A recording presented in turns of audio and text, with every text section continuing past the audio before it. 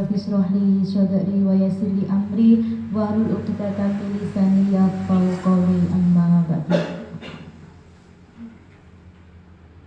Yang terhormat Ibu Kepala Sekolah TK Dharma Putra 1 Suluk, yang terhormat Ibu Ketua Himpaudi Kecamatan Dolopo, yang terhormat Bunda-bunda PAUD dan rekan-rekan guru TK yang hadir, yang berbahagia.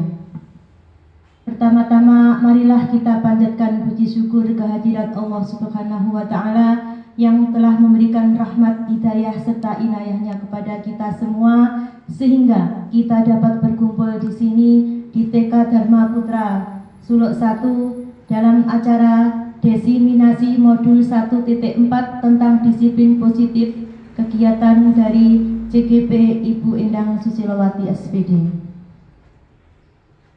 Dan marilah rasa syukur kita pada pagi hari ini kita ikrarkan bersama dengan bacaan hamdalah. Alhamdulillah. Yang kedua kalinya tak lupa sholawat serta salam kepada junjungan kita Nabiullah Muhammad SAW yang kita nanti-nantikan syafaatnya besok di yaumul kiamah. Ibu-ibu, ibu guru yang saya hormati, karena waktu sudah siang, marilah acara pada siang hari ini kita mulai dengan susunan acara sebagai berikut. 1. Pembukaan. Yang kedua, sambutan dari Ibu Kepala Sekolah TK Dharma Putra Suluk 1. Yang ketiga, penyampaian materi. Dan keempat, lain-lain doa dan penutup. Marilah acara pada siang hari ini kita buka bersama-sama dengan bacaan basmalah. Terima kasih. Acara yang kedua adalah sambutan dari Ibu Kepala Sekolah TK Dharma Putra Suluk 1 kepada beliau Ibu Kristo Nuryani SPD. Disilahkan.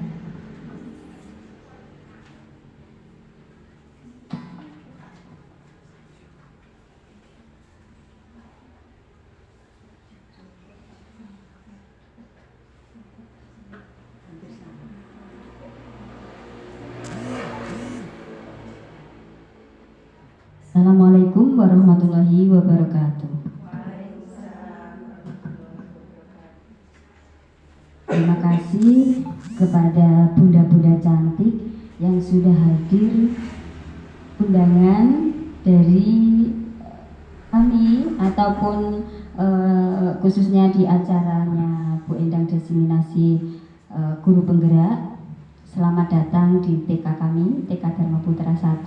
Semoga bunda-bunda cantik semuanya berkenan dan betah di sini untuk mengikuti kegiatan pada pagi hari ini. Siang apa pagi ini ya?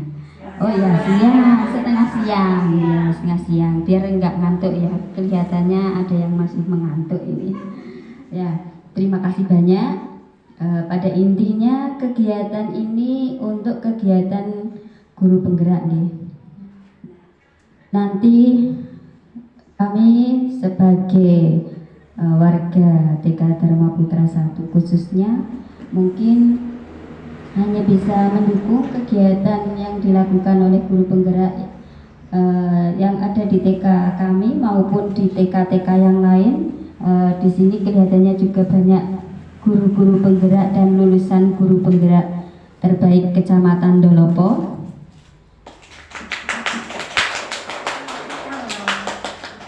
Tepuk tangannya agak meriah dong Mbak Lena. Nah, biar semangat nggih. Terima kasih sekali lagi. Intinya kegiatan hari ini untuk menyampaikan disiplin positif. Semoga kegiatan pada hari ini dan kegiatan nanti yang akan dilakukan oleh para CGP di lembaga lain akan berjalan dengan lancar. Dan semoga bisa menularkan ilmunya kepada kita-kita, kami-kami yang belum pernah mengikuti kegiatan CGP atau namanya guru penggerak. Setidaknya kami ditulari ilmunya nggih. Jadi nanti kelihatannya teman-teman CGP itu saling ngobrol apa namanya modul 4.1 atau 3.1 kami juga nyambung ngoten nggih. Jadi kami yang tidak mengikuti kegiatan guru penggerak juga bisa terimbas oleh ilmu-ilmunya, dan semoga dari imbasan ilmu penjenengan semua itu bisa diterapkan di masing-masing lembaga dan juga untuk penerapan kepada siswa maupun kepada para pendidiknya. Karena bermula dari diri kita para pendidik untuk melakukan disiplin positif, insya Allah nanti akan dengan mudah menularkan kepada peserta didik kita dan akan menciptakan generasi yang berkarakter. Untuk kegiatan hari ini semoga lancar dan semoga nanti di acara di lembaga lain pun juga akan lancar. Mungkin hanya itu yang bisa kami sampaikan. Intinya kami mengucapkan banyak terima kasih kepada panjenengan sedaya. Kurang lebihnya atur kami mohon maaf. Wassalamualaikum warahmatullahi wabarakatuh.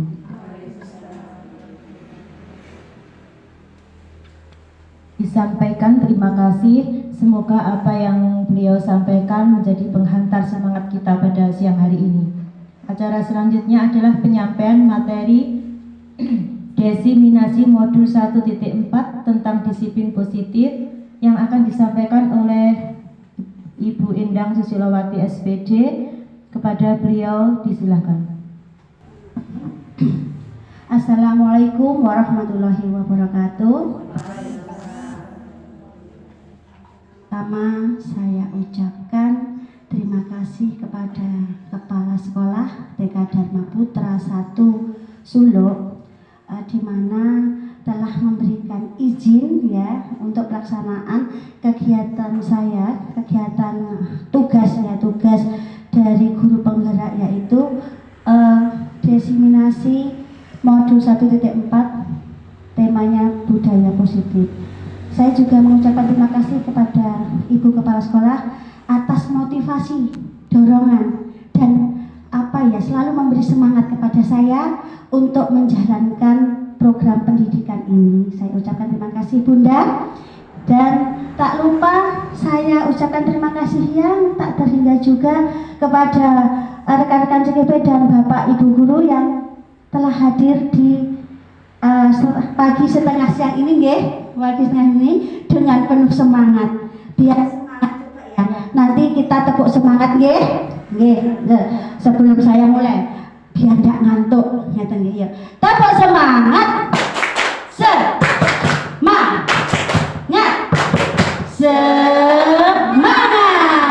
Wow, Allahu Akbar. Nah, tadi pagi ibu-ibu telah sudah mengajar anak-anak gitu. Mungkin masih kelihatan agak letih, kita keluarkan beban kita tadi, kelelahan kita tadi dengan tepuk semangat 2. Ada tepuk semangat 2. Jadi nanti begini, tepuk semangat, ditarik, sekarang dikeluarkan bebannya, gitu, bisa nggak? Oke, tepuk semangat,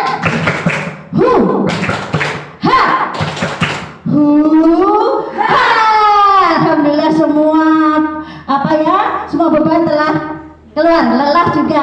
Sekarang bahagia Bunda sekarang?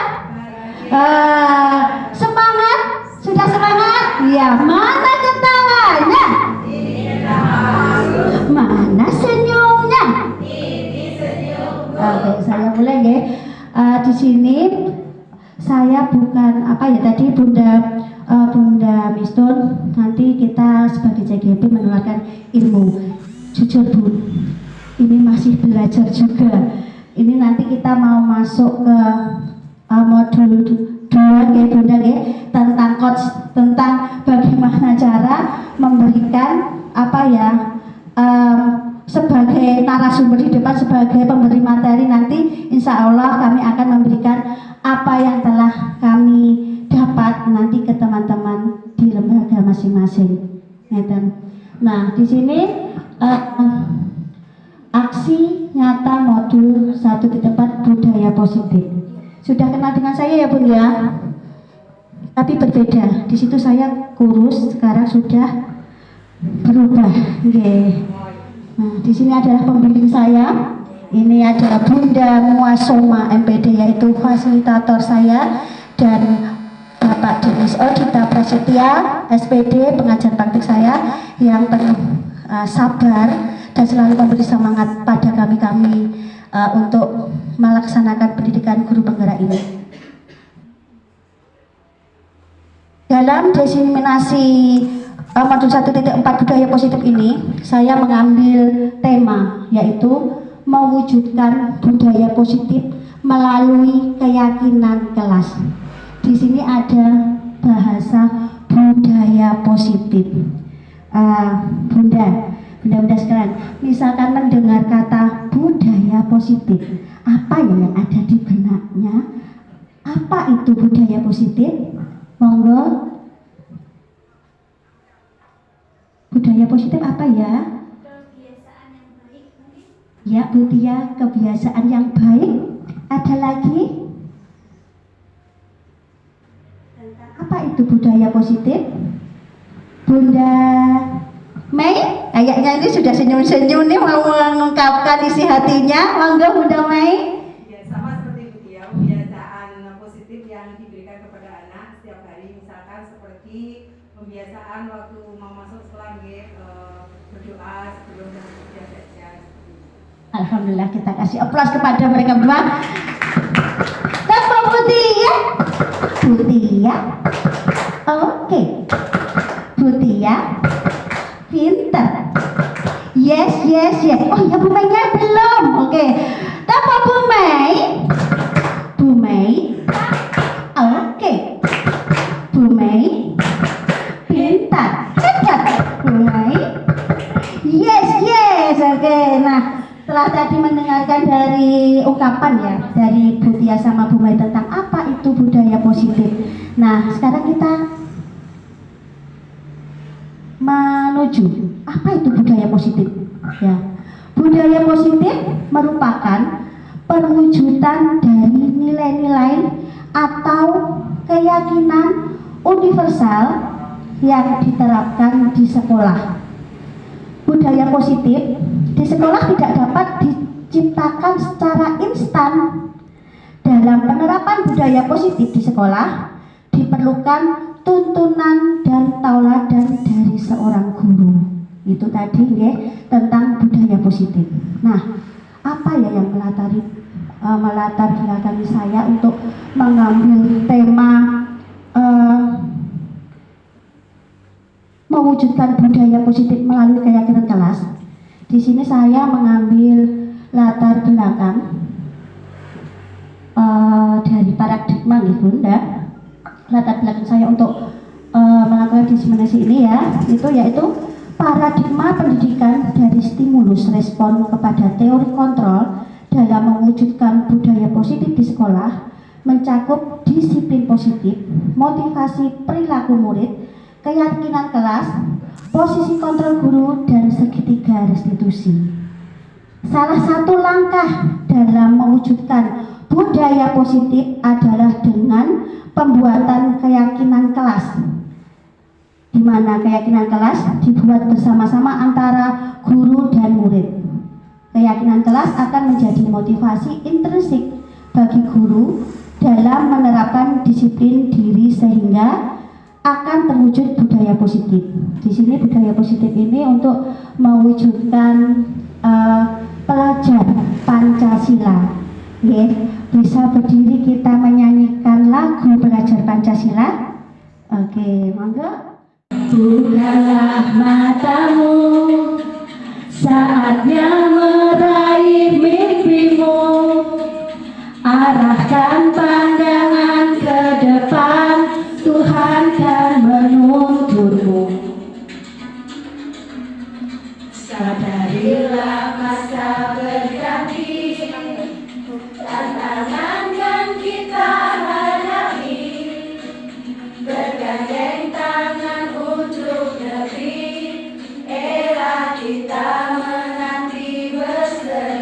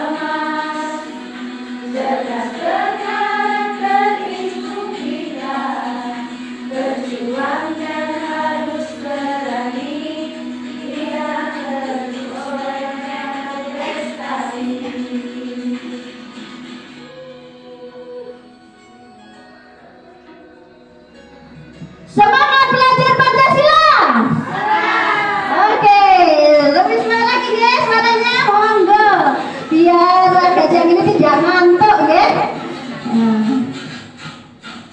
Kita belajar Pancasila, kita benar Pancasila-silanya.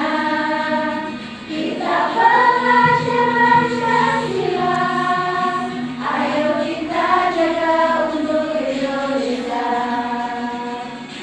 Belajar Pancasila, kita benar Pancasila-silanya. Kita belajar Pancasila, ayo kita jaga untuk Indonesia. Yes, oke, monggo dipersilahkan duduk kembali. Dari paradigma tadi nih Bunda nih, disiplin positif. Sebenarnya kita itu sudah melakukan, kita sudah melakukan sejak dulu. Namun di sini ada perubahan paradigma. Untuk memahami paradigma tadi tentang budaya positif tadi, di sini ada sebuah permainan Bunda. Mau diajak bermain? Mau apa mau? Kok lemes? Nah, mau nggih? Nah, di sini saya akan mengajak bermain Bunda untuk permainan cobalah buka. Ya, cobalah buka. Nah, di sini ada dua. Nanti bergandengan ya, dua orang. Nanti bisa Bu Us sama Bu Martini, Bu Mei sama Bu Tia, Bunda Min sama Bunda Eka, Bu Lela sama Bu Iswanti, Bu Is maju enggak apa-apa ya? Bu Is sama Bu Mar.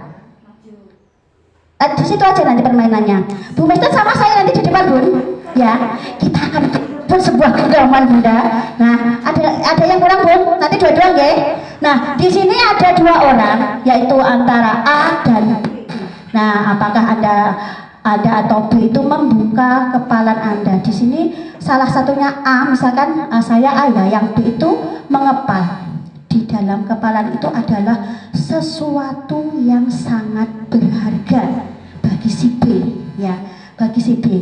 Nah, nanti tugasnya si A itu merayu agar si B ini, ya, agar si B ini bisa mau membuka dengan dikasih tak kayak iki mau ya bukaan. Nah, itu bisa, atau diancam orang nak buka apa neng bro. Nah, itu bisa, boleh ancaman, boleh dengan kedipan mata, boleh sembarang. Nanti diekspresikan gitu bagaimana caranya biar si B tadi mau membuka.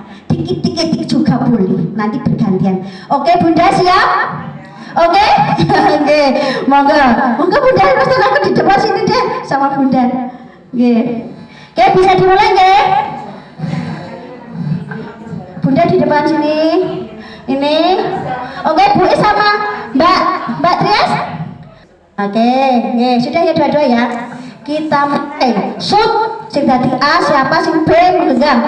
Yo, shoot, pila, shoot, jeleng. Nah, yang menang jadi apa? A. Oh ya, yang kalah jadi B. Bu, HP Bu, nanti dibuka Bu. Oh, dua Bu HP-nya Bu. Ayo mangga. Iya. Ini HP-nya Bu.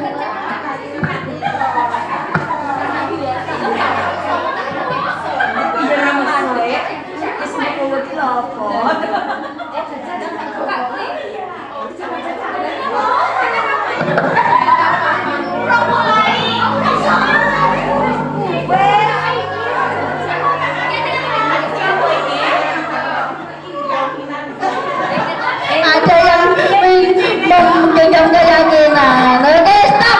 Sekarang bergantian. Tadi yang mengepal menjadi yang merayu. Oke ya.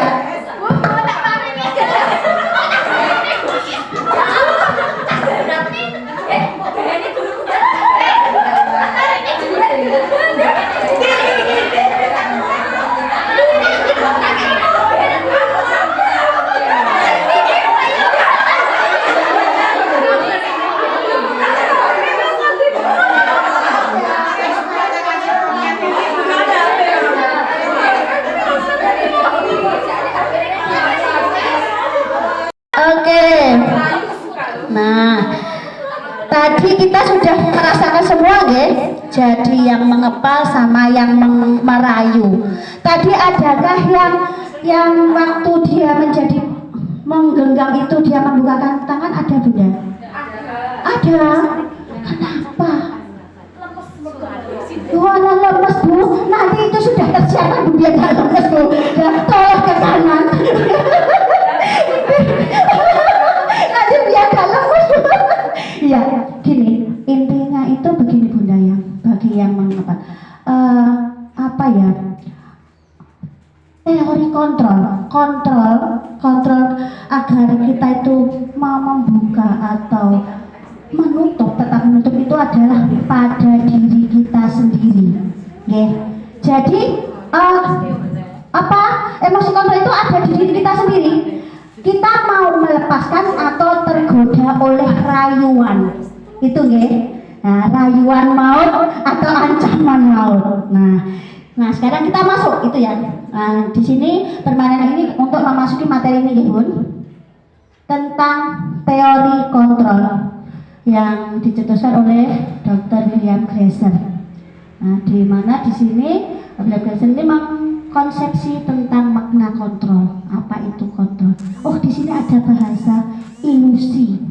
Apa itu ilusi ya? Ilusi. Fata Morgana, oke. Oh, hapus-hapus, ngapusi, nggih. Oh, ngapusi apa Bunda? Angan-angan atau khayalan. Jadi di sini khayal bagi William Glasser ini merupakan sesuatu yang khayal ya. Di sini ada ilusi guru mengontrol murid. Di sini dari William Glasser itu khayal untuk mengontrol murid itu apa bisa ya kayak gitu. Yang kedua adalah ilusi bahwa semua penguatan positif, efektif dan bermanfaat. Yang ketiga, ilusi bahwa kritik dan membuat orang merasa bersalah dapat menguatkan karakter. Itu.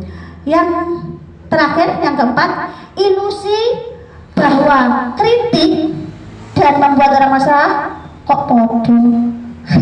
Berarti tiga. Ini nggih. Sebentar. Dapat menguatkan karakter. Dilanjut nggih. Nah, di sini pertama ya, ilusi guru mengontrol murid.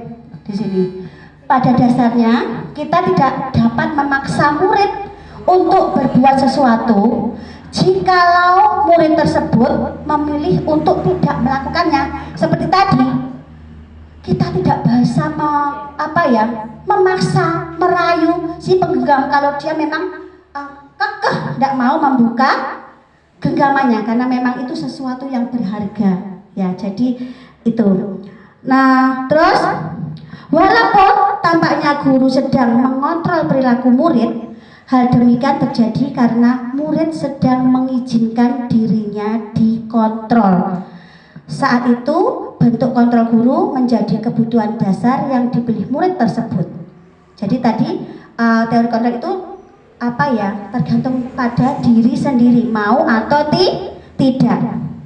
Teori kontrol menyatakan bahwa semua perilaku memiliki tujuan, bahwa terhadap perilaku yang tidak disukai. Yang kedua, ilusi bahwa semua penguatan positif efektif dan bermanfaat. Di sini penguatan positif atau bujukan adalah bentuk-bentuk kontrol. Segala usaha untuk mempengaruhi murid agar mengulangi atau perilaku tertentu adalah suatu usaha untuk mengontrol murid tersebut. Dalam jangka waktu tertentu, kemungkinan murid tersebut akan menyadarinya dan mencoba untuk menolak bujukan kita, atau bisa jadi murid tersebut menjadi tergantung pada pendapat sang guru untuk berusaha. Yang ketiga, ilusi bahwa kritik dan membuat orang bersalah dapat menguatkan karakter. Menggunakan kritik dan rasa bersalah untuk mengontrol murid menuju pada identitas gagal. Mereka belajar untuk merasa buruk tentang diri mereka. Mereka mengembangkan dialog diri yang negatif. Kadangkala sulit bagi guru untuk mengidentifikasi bahwa mereka sedang melakukan perilaku ini. Dan seringkali guru cukup menggunakan suara halus untuk menyampaikan pesan negatif. Yang ketiga, ilusi bahwa orang dewasa memiliki hak untuk memaksa. Betul apa betul, Bu? Misalkan kita punya anak, kita punya keinginan gitu. Kok kamu kudu gini, kudu manut Ibu, kudu manut gini, kayak gitu. Terkadang kita sebagai orang dewasa kadang seperti itu. Niku nggih napa nggih? Nggih. Nah, di sini banyak orang dewasa yang percaya bahwa mereka memiliki tanggung jawab untuk membuat murid-murid berbuat hal-hal tertentu. Apapun yang dilakukan dapat diterima selama ada sebuah kemajuan berdasarkan sebuah pengukuran kinerja. Pada saat itu pula, orang dewasa akan menyadari bahwa perilaku memaksa tidak akan efektif untuk jangka waktu panjang dan sebuah hubungan permusuhan akan terbentuk. Nah, lek dipaksa terus, nggih, dipaksa terus itu ya. Nah, itu nanti dia akan menjadi pewegel, sekali dendam. Jadi jadi permusuhan. Dan yang keempat, paradigma stimulus respon kepada pendekatan teori kontrol oleh Stephen R. Covey ya. Bagaimana seorang bisa merubah dari paradigma stimulus respon kepada pendekatan teori kontrol? Stephen R. Covey mengatakan bahwa bila kita ingin membuat kemajuan perlahan sedikit-sedikit, ubahlah sikap atau perilaku Anda. Namun, bila kita ingin memperbaiki cara-cara utama kita, maka kita perlu mengubah kerangka acuan kita. Ubahlah bagaimana Anda melihat dunia, bagaimana Anda berpikir tentang manusia. Ubahlah paradigma Anda, skema pemahaman dan penjelasan aspek-aspek tertentu tentang realitas. Nah, di sini ada stimulus, respon, dan teori kontrol. Di sini ada perbedaan, Ibu. Nah, di sini di stimulus respon, realitanya realitas kebutuhan kita sama. Namun pada teori kontrol, realitas kebutuhan kita berbeda. Pada stimulus respon, semua orang melihat hal yang sama, dan di teori kontrol, setiap orang memiliki gambaran berbeda. Stimulus respon, kita mencoba mengubah orang agar berpandangan sama dengan kita. Nah, itu di stimulus respon. Kalau di teori kontrol, kita berusaha memahami pandangan orang lain tentang dunia. Di sini, perilaku buruk dilihat sebagai suatu kesalahan. Kalau di teori kontrol, semua perilaku memiliki tujuan. Di sini, orang lain bisa mengontrol saya. Kalau di teori kontrol, hanya ada yang bisa mengontrol diri Anda. Di stimulus respon, saya bisa mengontrol orang lain. Di teori kontrol, Anda tidak bisa mengontrol orang lain. Seperti tadi, nggih, tidak bisa memaksa untuk membuka tangannya. Nah, itu. Nah, di sini pemaksaan ada pada saat bujukan gagal. Di teori kontrol, kolaborasi dan konsensus menciptakan pilihan-pilihan baru. Di sini model berpikir menang kalah. Kalau di teori kontrol, model berpikir menang-menang, sama menang-menangnya tidak ada yang kalah. Nah, di sini kita masuk pada materi disiplin positif tadi, nggih. Apa itu disiplin positif? Nah, sebelumnya yuk, kok ngantuk, yuk kita senam dulu, monggo berdiri lagi. Mau berdiri, Bun? Gini aja ya, lagu hari ini aku bahagia aja ya, Bun ya. Oke, yuk semuanya. Hari ini aku bahagia, besok aku bahagia, lusa aku bahagia, selamanya aku bahagia. Bisik-bisik sama temannya. Hari ini aku bahagia, besok aku bahagia, lusa selamanya aku bahagia dengan semangat hari ini. Coba aku bahagia, besok aku bahagia, lusa aku bahagia, selamanya aku bahagia. Oke, cinta love you juga Mutia. Oke, di sini ya. Mohon maaf ini nanti panjang kali lebar nggih. Mohon maaf ini disiplin positif. Makna kata disiplin. Ketika mendengar kata disiplin, apa yang terbayang di benak Anda? Apa itu disiplin? Sebuah apa, Bu? Disiplin. Kepatuhan, ketertiban, ketaat aturan. Jempol semuanya nggih. Pinter semua alhamdulillah. Nah, kebanyakan orang akan menghubungkan kata disiplin dengan tata tertib, teratur, dan kepatuhan pada peraturan. Kata disiplin juga sering dihubungkan dengan hukuman, tentang hukuman. Justru itu tentang hukuman. Padahal itu sungguh berbeda, Bunda. Karena belajar tentang disiplin positif tidak harus dengan memberi hukuman. Justru itu adalah salah satu alternatif terakhir atau kalau tidak perlu digunakan sama sekali. Ki Hajar Dewantara dan Dian Goosen, di mana kedua pakar pendidikan mengartikan disiplin adalah sebagai bentuk kontrol diri, yaitu belajar untuk kontrol diri agar mencapai suatu tujuan mulia. Tujuan mulia di sini mengacu pada nilai-nilai atau prinsip-prinsip mulia yang dianut seseorang, yang kita namakan nilai-nilai tersebut dengan nilai-nilai kebajikan. Tuh. Nah, Ki Hajar Dewantara juga menyatakan bahwa menciptakan murid yang merdeka, syarat utamanya adalah harus ada disiplin yang kuat. Disiplin yang dimaksud adalah disiplin diri yang memiliki motivasi internal. Kemarin kami para JGP itu ada motivasi internal dan eksternal ya Bunda ya.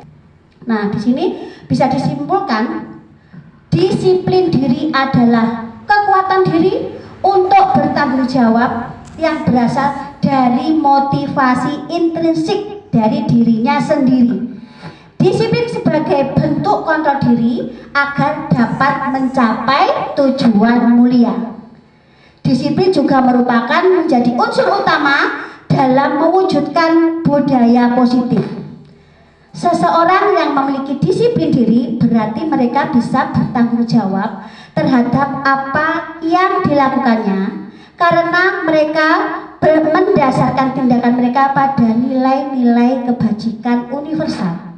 Dan kita sekarang, kita sebagai guru, kita sebagai pendidik, ya, tujuan kita adalah menciptakan anak-anak yang memiliki disiplin diri sehingga mereka bisa berperilaku dengan mengacu pada nilai-nilai kebajikan universal dan memiliki motivasi intrinsik bukan ekstrinsik. Jadi kalau kemarin kita masih menggunakan biar anak itu punya motivasi tapi dengan motivasi intrinsik, kita rubah mulai sekarang dengan motivasi apa Bunda?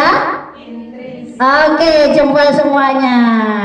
Oke, sekarang ini tadi nilai-nilai kebajikan. Di sini nilai-nilai kebajikan yang ingin dicapai setiap anak Indonesia kita kenal dengan profil pelajar Pancasila yang tadi telah kita lakukan. Masih ingat Bunda Is? Bisa memimpin Bunda? Maju Bun. Kemarin jempol. Oke. Silakan maju Bunda untuk elemen-elemen profil pelajar Pancasila kemarin. Semuanya bisa berdiri, ditirukan Bunda Iswanti, monggo.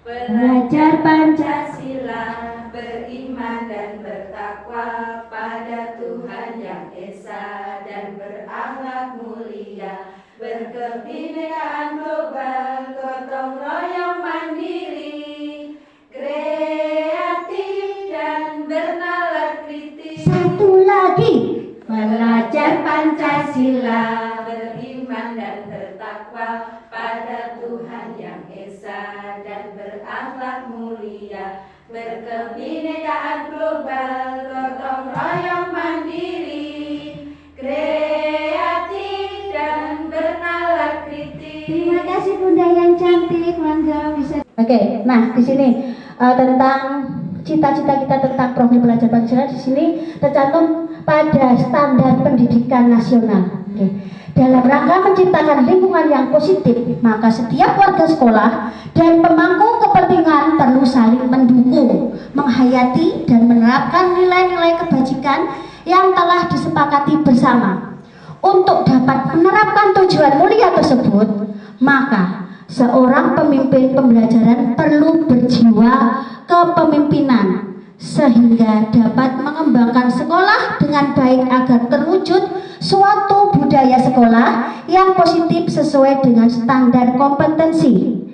Pengelolaan yang telah ditetapkan, tujuan mulia dari penerapan disiplin positif adalah agar terbentuk murid-murid yang berkarakter, berdisiplin, santun, jujur, peduli, bertanggung jawab, dan merupakan pembelajar sepanjang hayat sesuai dengan standar kompetensi lulusan yang diharapkan. Lanjut materi. Nah, di sini ada 3 motivasi perilaku manusia dari tadi, motivasi dari diri. Nah, di sini Diana Gozan dalam bukunya Turing School Discipline ada 3 motivasi.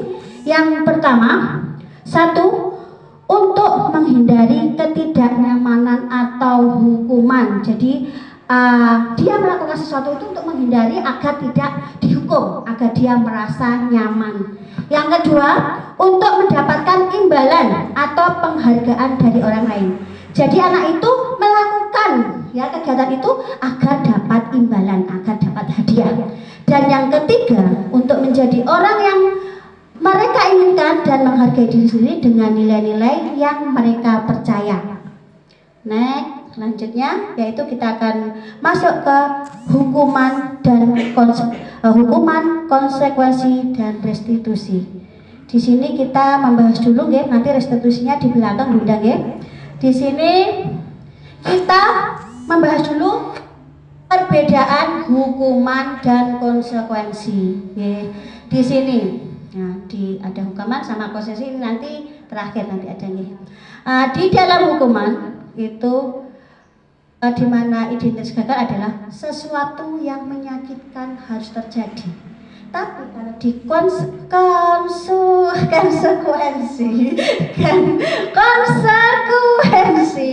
itu sesuatu harus terjadi. Dan yang kedua, tidak nyaman untuk murid atau anak untuk jangka waktu panjang. Kalau di konsekuensi tidak nyaman murid anak untuk jangka waktu pendek. Di sini korban mendapatkan keadilan. Kalau di konsekuensi murid atau anak dibuat tidak nyaman. Di hukuman, murid atau anak belajar menyembunyikan kesalahan. Di konsekuensi, murid anak taat peraturan. Kalau di hukuman, mencoba mengontrol anak dengan penguatan negatif. Kalau di konsekuensi, mencoba mengontrol anak dengan penguatan positif. Nah, kalau di hukuman, dampak pada murid marah, merasa bersalah, rendah diri, mengasingkan diri.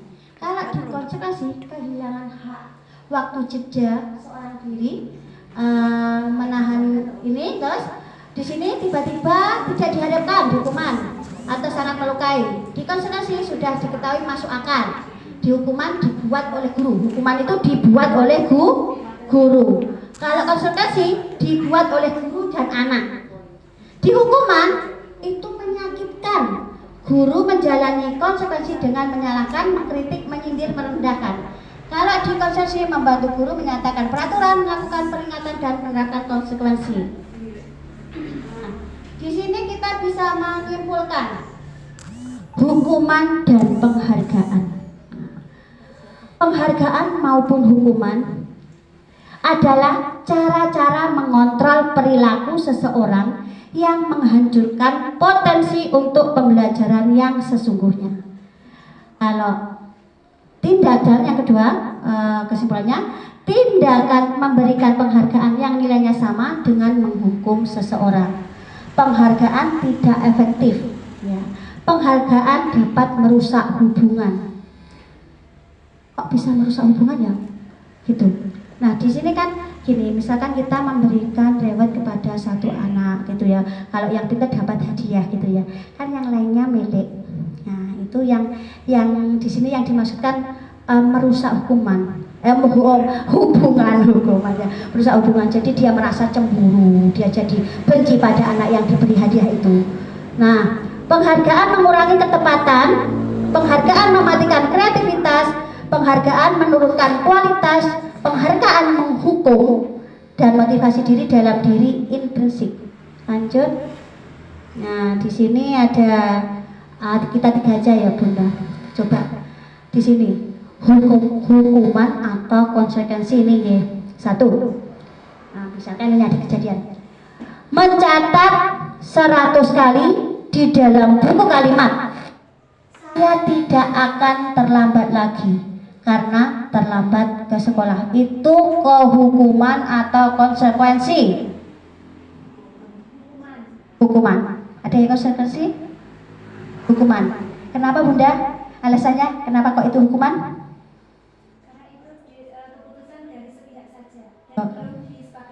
Oke, jempol, tengok mutianya.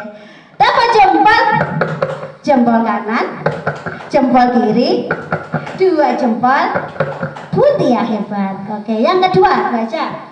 Lari mengelilingi lapangan basket 2 kali karena terlambat hadir di sekolah. Hukuman atau konsekuensi? Konsekuensi. Apa? Kenapa alasannya Bu Martini?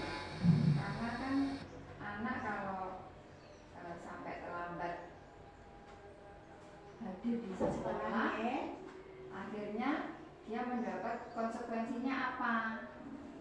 Dia mendapat konsekuensi. Iya, terima kasih Bunda hebat. Tepuk tangan buat Bunda Martini.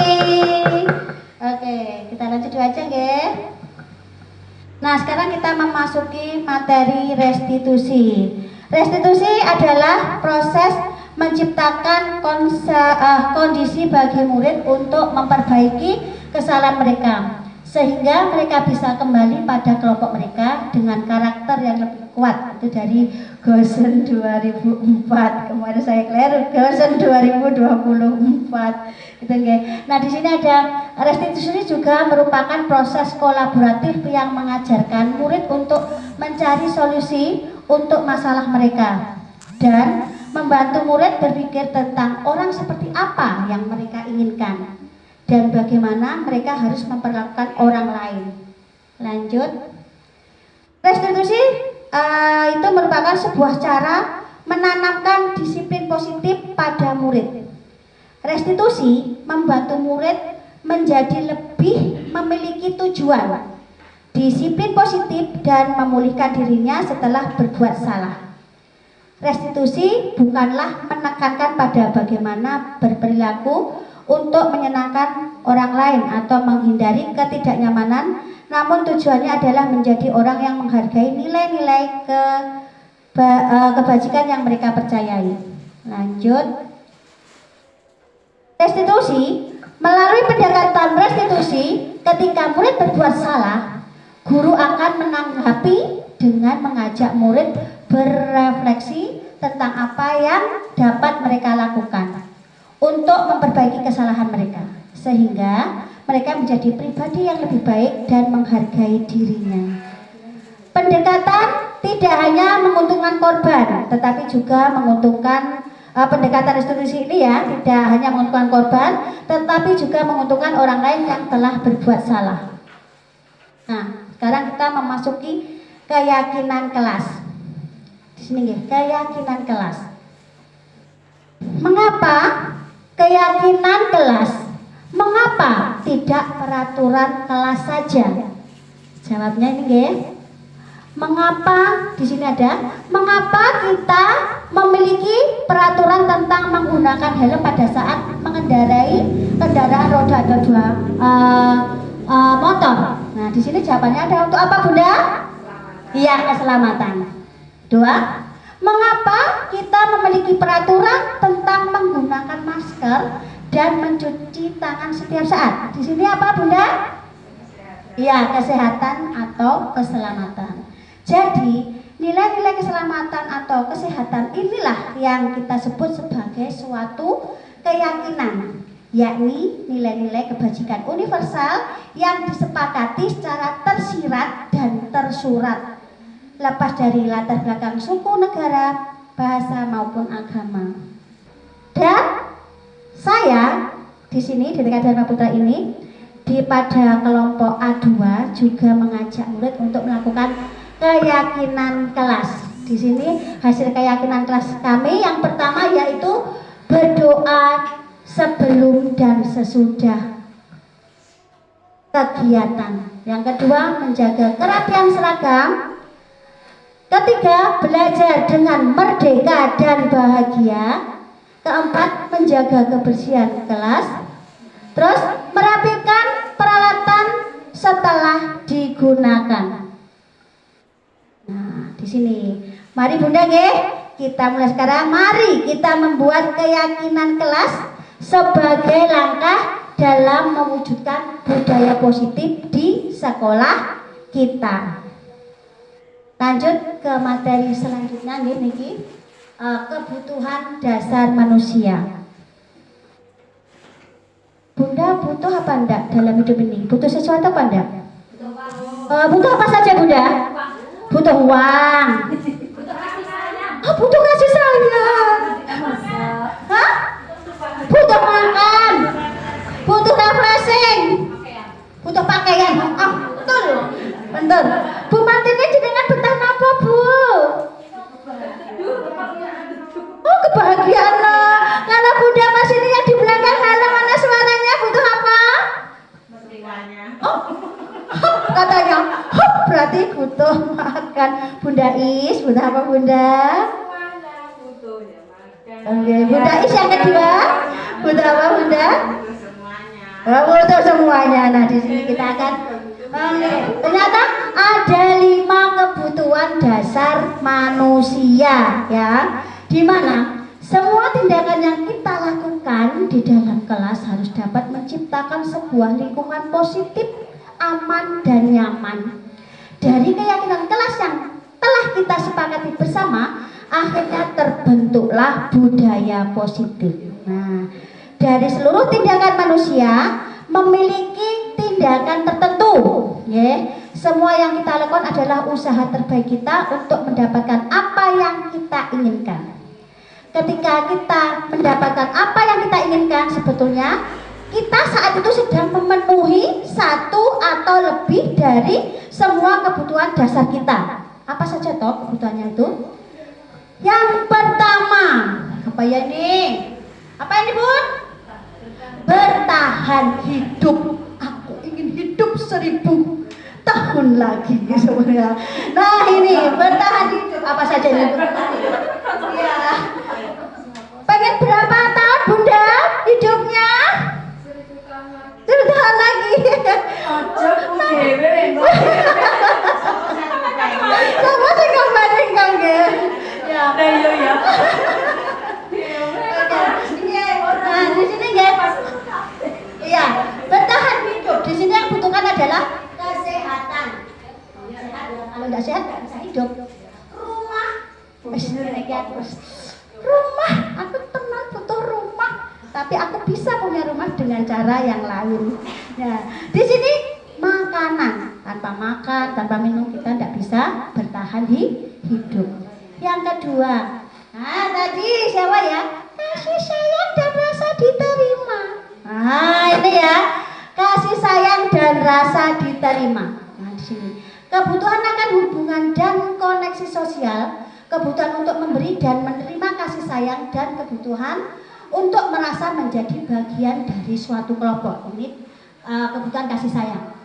Yang ini kebutuhan penguasaan, di mana kekuatan untuk mencapai sesuatu untuk menjadi kompeten, menjadi terampil, diakui atas prestasi dan keterampilan kita, didengarkan dan memiliki rasa. Di sini ada kebutuhan kesenangan. Kebutuhan ini adalah kebutuhan untuk mencari kesenangan, bermain dan tertawa. Mana ketawanya? Ha ha ha ha. Mana ketawanya? Hahaha. Oke.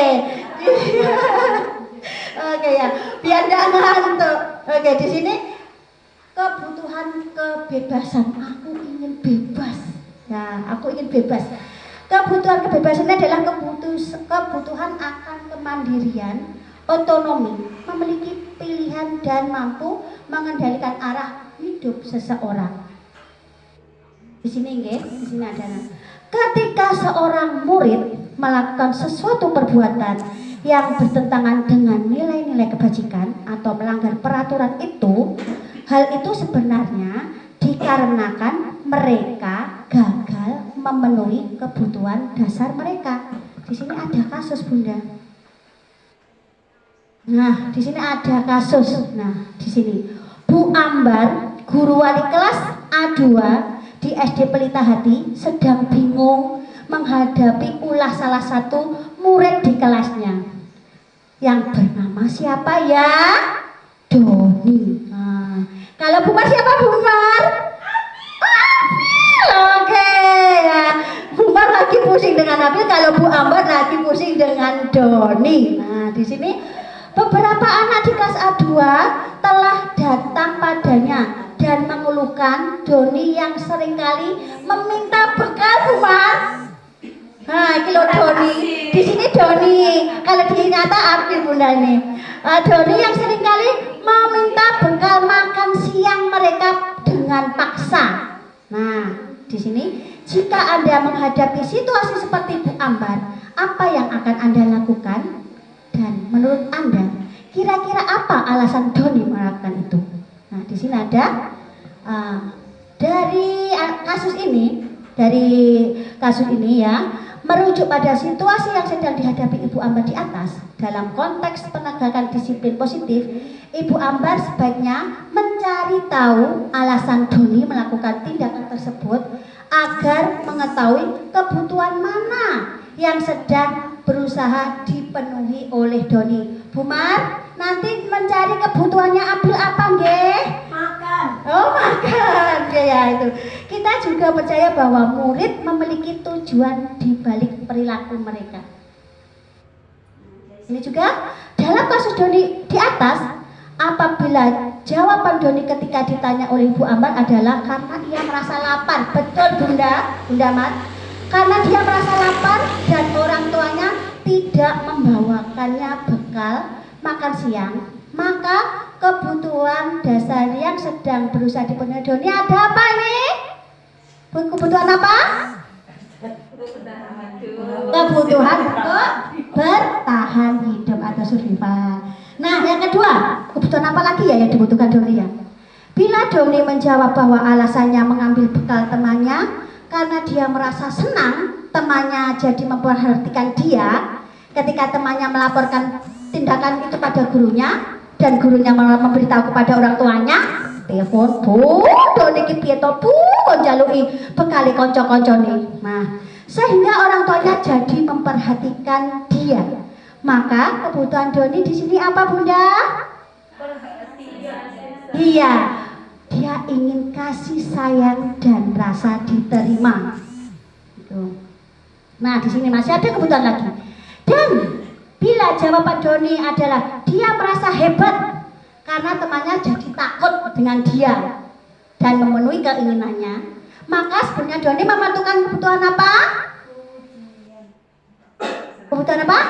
Kekuasaan. Dia jadi berkuasa. Koncoku wedi mbek aku menang dewi. Nah, di sini yang kedua, bila jawaban Doni dalam kasus di atas adalah dia merasa bosan dengan bekal makanan yang dibawakan ibunya dari rumah, karena ibunya selalu membawakan bekal yang sama. Oleh karena itu dia ingin mencoba makanan teman-temannya, maka yang dibutuhkan di sini Doni butuh apa? Kebebasan. Dan yang terakhir ini, bila Doni menjawab bahwa ia melakukannya karena iseng saja dan ia menikmati ekspresi wajah teman-temannya yang kesal karena diambil makanannya dengan dia, maka di sini Doni membutuhkan apa Bunda? Kebutuhannya apa? Kesenangan. Next.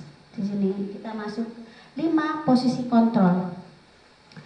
Di sini sebagai seorang guru ada 5 posisi kontrol. Yang pertama yaitu sebagai penghukum, posisi kontrol penghukum. Kedua, pembuat merasa bersalah. Ketiga, teman. Keempat, pemantau. Dan kelima, manajer. Di sini posisi guru sebagai penghukum. Seorang penghukum bisa menggunakan hukuman fisik atau verbal. Orang-orang yang menjalankan posisi penghukum ya senantiasa mengatakan bahwa sekolah memerlukan sistem atau alat yang dapat lebih menekan murid-murid lebih dalam lagi. Guru-guru yang menerapkan posisi penghukum ini akan berkata, patuhi aturan saya atau awas. Karena ini yo pernah bunda, tidak pernah ya kalau ditekan tidak boleh ya, tidak boleh ada penghukuman ini. Kalau kamu selalu membuat salah, nah itu kata-kata yang diucapkan oleh guru sebagai posisi penghukum. Nah, atau gini juga, selalu, pasti selalu yang terakhir selesai. Nah, guru seperti ini senantiasa percaya hanya ada satu cara agar pembelajaran bisa berhasil, yaitu adalah cara diam. 5 posisi kontrol guru nggih. Di sini ada restitusi. Nah, restitusi itu apa? Proses menciptakan I-nya ke situ. Kondisi bagi murid untuk memperbaiki kesalahan mereka sehingga mereka bisa kembali pada kelompok mereka dengan karakter yang lebih kuat. Di sini restitusi itu ada 3 tahapan, ada 3 langkah tahapan, yaitu menstabilkan identitas. Yang kedua, validasi tindakan yang salah, dan yang ketiga menanyakan keyakinan dari keyakinan yang telah dibuat. Di sini ya, menstabilkan identitas. Nah, di sini misalkan ada suatu permasalahan, suatu kejadian ya, suatu kejadian, nanti kita akan jangan langsung memarahi, jangan kita langsung menyebut kamu salah, kamu gini. Kita pertama-tama yaitu memvalidasi, menstabilkan identitas. Kenapa kamu melakukan itu? Apa alasannya? Nah, di sini yang kedua, validasi tindakan yang salah. Di sini kita akan menerangkan bahwa apa yang dia lakukan itu salah, gitu nih. Dia kita tanya, kalau kamu memukul Ezra sampai Ezra menangis, itu baik atau enggak? Kita balikan pertanyaan itu. Nah, setelah itu kita cari solusi biar dia tidak melakukan itu kepada tidak melakukan kesalahannya itu.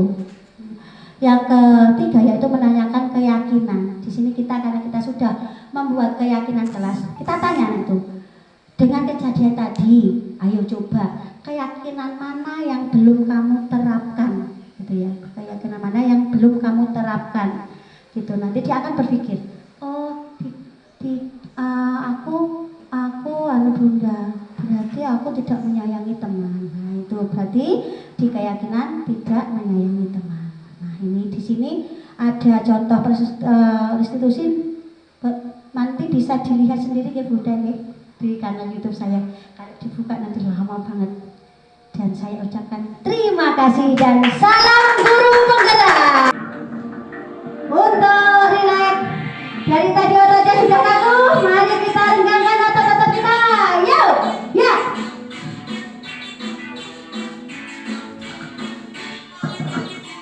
Tangan diputar-putar, bertepuk tangan. Tangan diputar-putar, peganglah bahu. Tangan diputar, peganglah lutut. Digoyang-goyang, digoyang-goyang, digoyang-goyang.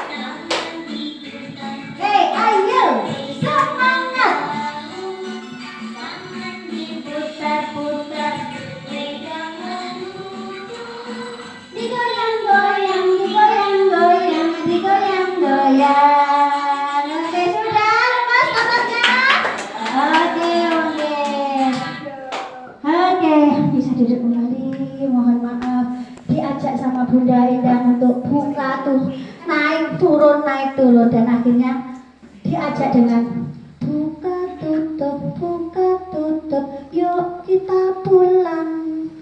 Buka tutup selamat siang. Oke, bisa Bunda? Tangannya kalian yuk untuk mengakhirinya yuk. 1, 2, yuk.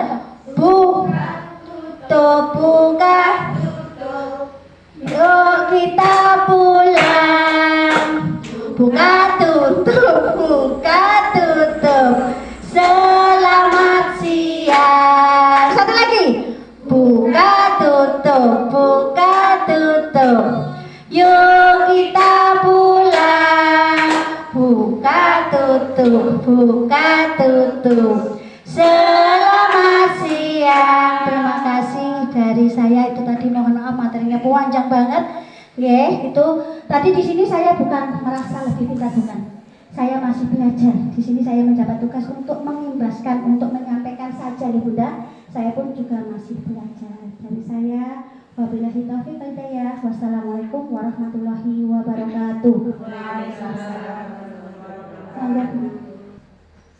Alhamdulillah, acara pada siang hari ini berjalan lancar dan semoga berguna bagi yang mengemban tugas sebagai guru JGP dan kita sebagai temannya mendapatkan imbasnya dan mendapatkan ilmu dari penyampaian hari ini, yaitu desiminasi modul 1.4 tentang disiplin positif. Bila ada kurang lebihnya dari saya mohon maaf yang sebesar-besarnya. Burung Irian, burung cendrawasih. Sekian, terima kasih. Assalamualaikum warahmatullahi wabarakatuh.